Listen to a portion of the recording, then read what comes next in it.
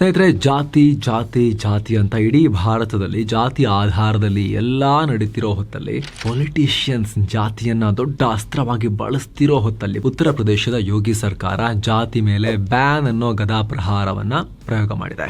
ಸಾರ್ವಜನಿಕವಾಗಿ, ಅದರಲ್ಲೂ ಕೂಡ ಪೊಲೀಸ್ ರೆಕಾರ್ಡ್ ಅಲ್ಲಿ ಜಾತಿಯನ್ನ ಬ್ಯಾನ್ ಮಾಡದಂಗಾಗಿದೆ. ಈಗ ಜಾತಿಯನ್ನೇ ಬಳಸ್ಕೊಂಡು ದೊಡ್ಡ ಪ್ರಮಾಣದಲ್ಲಿ ಪಾಲಿಟಿಕ್ಸ್ ಮಾಡೋ ಪೊಲಿಟಿಕಲ್ ಪಾರ್ಟಿಗಳು ಜಾತಿ ಆಧಾರಿತವಾಗಿ ಪೊಲಿಟಿಕಲ್ ರ್ಯಾಲಿಗಳನ್ನೇ ನಡೆಸೋ ಹಾಗಿಲ್ಲ ಮತ್ತು ಪೊಲೀಸ್ ರೆಕಾರ್ಡ್ ನಲ್ಲೂ ಜಾತಿ ಹೆಸರನ್ನ ಬಳಸೋ ಹಾಗಿಲ್ಲ ಅಂತ ಹೇಳಿದೆ. ಸೆಪ್ಟೆಂಬರ್ 16ರ ಅಲಹಾಬಾದ್ ಹೈಕೋರ್ಟ್ ಆದೇಶ ಉಲ್ಲೇಖ ಮಾಡಿ ಭಾನುವಾರ ತಡರಾತ್ರಿ ಯೋಗಿ ಸರ್ಕಾರ ಈ ಆದೇಶ ಹೊರಡಿಸಿದೆ.